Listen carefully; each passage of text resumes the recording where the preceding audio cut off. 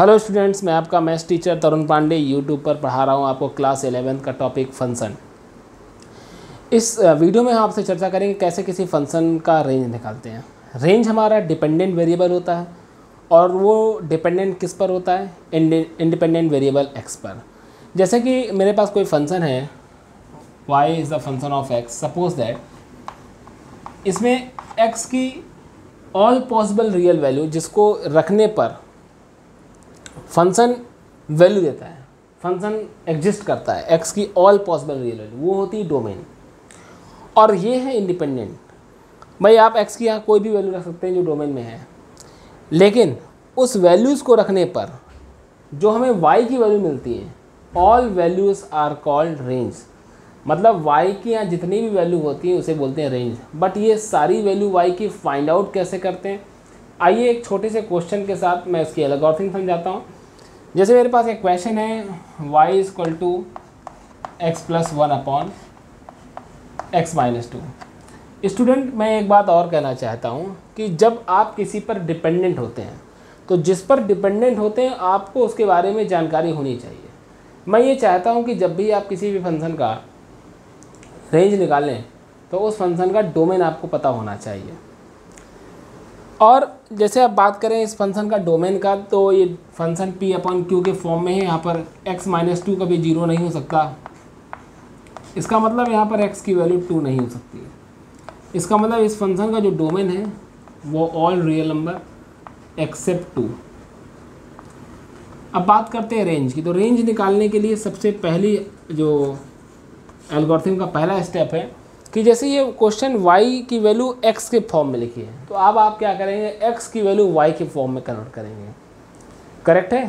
Question आपका y is the function of x है, यानी y की वैल्यू x के फॉर्म में है। लेकिन अब आप क्या करेंगे, क्वेश्चन को x is the function of y बनाएंगे। तो कैसे देखते हैं, बहुत आसान है। y equal to x plus 1 upon x minus 2। यहाँ पर क्रॉस मल्टीप्लाई कर देंगे तो y x minus 2y equal to x plus 1, y x minus x equal to 2y plus 1। x common लेंगे तो यहाँ से बचेगा y minus 1 equal to 2y plus 1। तो यहाँ से स्टूडेंट्स x की वैल्यू जो हो जाएगी 2y plus 1 upon y minus 1। अब देखिए फिर से अब अपने जो तरीके हैं स्टैंडर्ड, अब यहाँ पर आपको y की पॉसिबल वैल्यू निकालनी है। तो सबसे पहले आप कहेंगे सर ये x की वैल्यू y के फॉर्म में कन्वर्ट हो गई, अब क्या करना है हमें? तो अब आप देख रहे हैं कि ये p अपॉन क्यू के फॉर्मेट में है। तो यहाँ पर सबसे पहले यहाँ पर y माइनस 1 0 नहीं होगा। अब आप कहेंगे सर y की वैल्यू 1 नहीं होगी। तो फिर हमने कहा y की वैल्यू क्या होगी?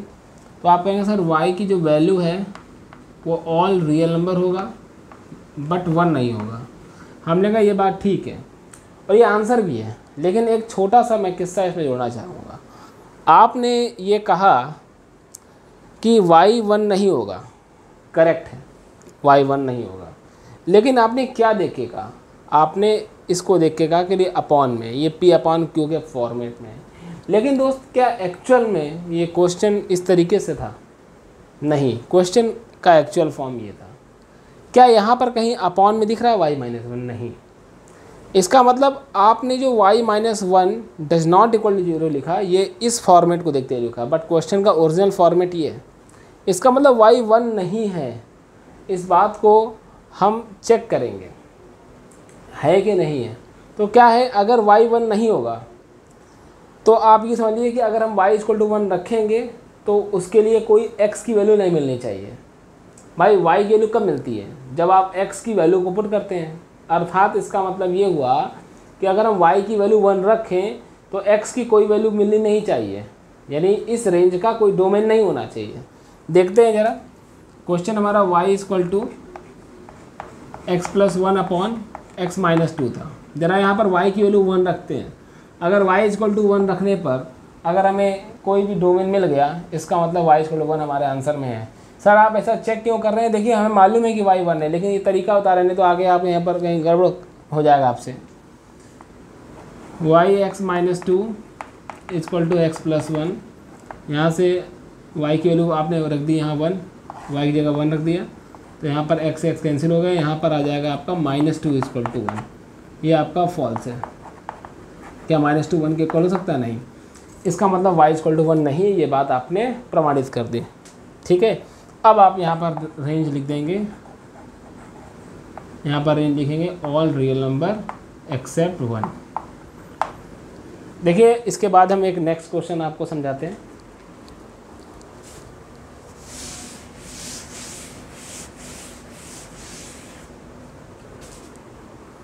उस नेक्स्ट क्वेश्चन में क्या है कि जैसे मेरे पास एक क्वेश्चन है y = ये बहुत इंपॉर्टेंट क्वेश्चन है 16 - x²। अब हमें इस क्वेश्चन का रेंज बताना है, और चलिए इसमें हम डोमेन भी बता दे रहे हैं।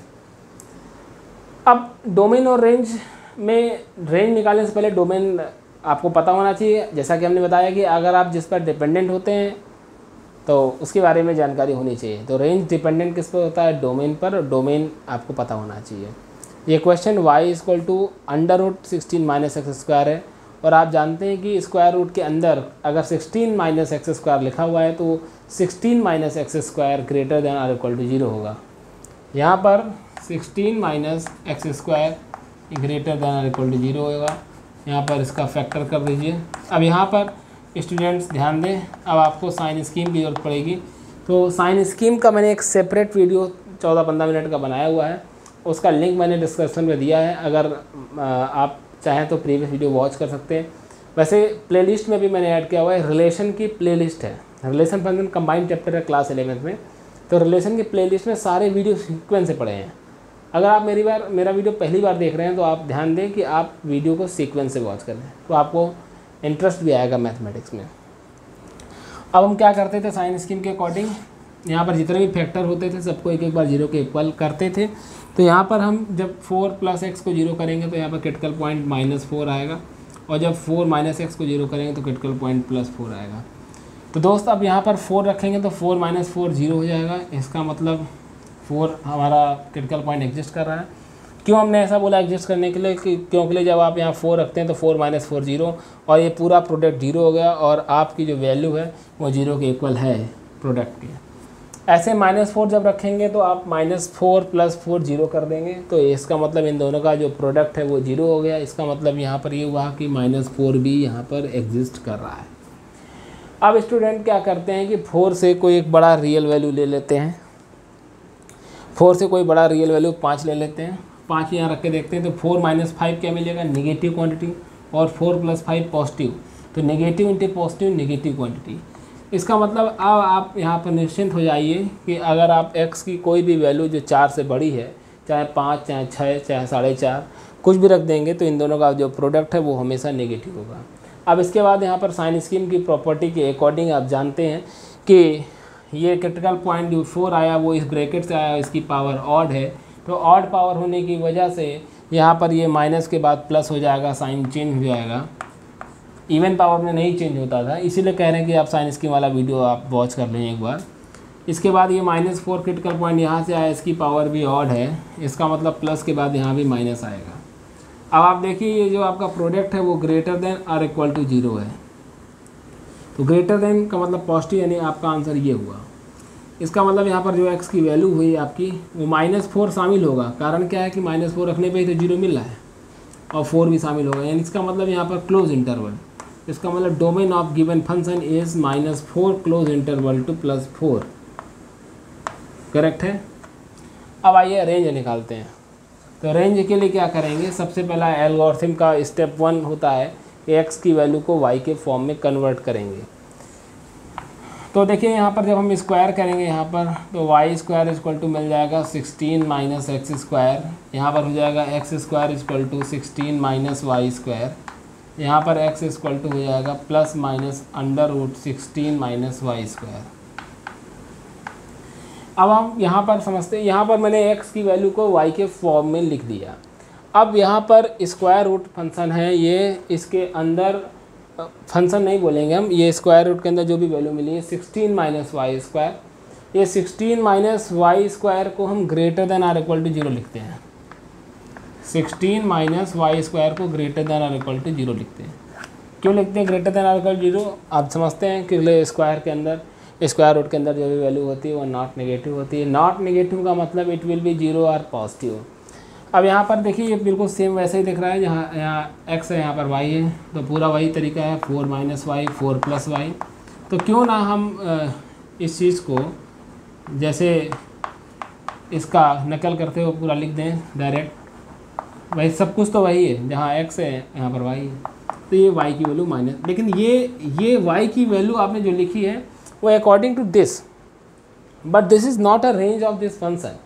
मैक्सिमम स्टूडेंट यहाँ तक डोमेन सही निकालते हैं, रेंज के स्टेप में यहाँ तक करते हैं और ये रेंज लेके चले जाते हैं। गलत हो गया, यहाँ पर आप गलत हो गए, यहाँ पर मात खा गए।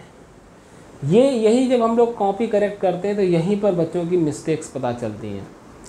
क्या मिस्टेक हो गई अब आपसे, तो देखिए जब क्वेश्चन आपके पास गिवन था तो इस क्वेश्चन में देखिए यहाँ पर जो y था वो पॉजिटिव स्क्वायर रूट था, यानी y की वैल्यू आपको कन्फर्म है कि y की वैल्यू 0 या 0 से बड़ी होगी। y की वैल्यू तो कभी निगेटिव नहीं सकती, ये क्वेश्चन ही आपको इंडिकेट कर रहा है। इसीलिए कहते हैं जो रेंज निकालते समय थोड़ा सा आप ध्यान रखिए, क्वेश्चन को देखिए, डोमेन को देखिए।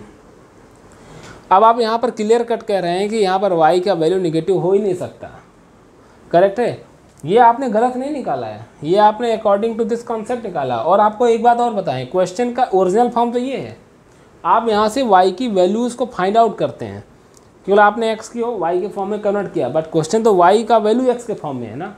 तो जो क्वेश्चन है वहाँ से जो आपको इन्फॉर्मेशन मिल रही है उसको आप क्लिक करिए, करेक्ट है। तो यहाँ पर जब हमने देखा तो आपको मैं बता दूँ, जैसे आपने अकॉर्डिंग टू दिस कॉन्सेप्ट आपने डिफ़ाइन किया कि y का वैल्यू -4 से +4 तक क्लोज इंटरवल में है, हम आपकी बात से सहमत हैं। लेकिन तुरंत आपने कहा कि भाई साहब जो इन्फॉर्मेशन है वो इन्फॉर्मेशन ये है कि y का वैल्यू 0 या 0 से बड़ा है अकॉर्डिंग टू कंडीशन। तो देखा जाए तो कॉमन वैल्यू क्या मिली, ये मिली, यानी आंसर आपका आया 0 से 4, ठीक है ना। आपका आंसर आया 0 से 4, ये नेगेटिव वैल्यू को आपने हटा दिया, तो आपका जो रेंज आया वो 0 से 4 आया। तो मैंने इस वीडियो में आपको 2 क्वेश्चन कराए और दोनों क्वेश्चन की मैंने डोमेन और रेंज निकालना आपको बताया। इसके बाद हम नेक्स्ट वीडियो में आपसे चर्चा करेंगे नेक्स्ट क्वेश्चन को लेके। तो स्टूडेंट्स, आप वीडियो लगातार वॉच करते रहें और प्रॉपर नोट्स बनाएं। इस क्वेश्चन में क्या मिस्टेक हो सकती है वो मैंने आपको बताया। आप चाहें तो प्रैक्टिस के तौर पर घर पे एक क्वेश्चन ये ले सकते हैं, 9 - x²। आप इसका डोमेन और रेंज निकाल सकते हैं और कमेंट में लिख सकते हैं। Thank you students.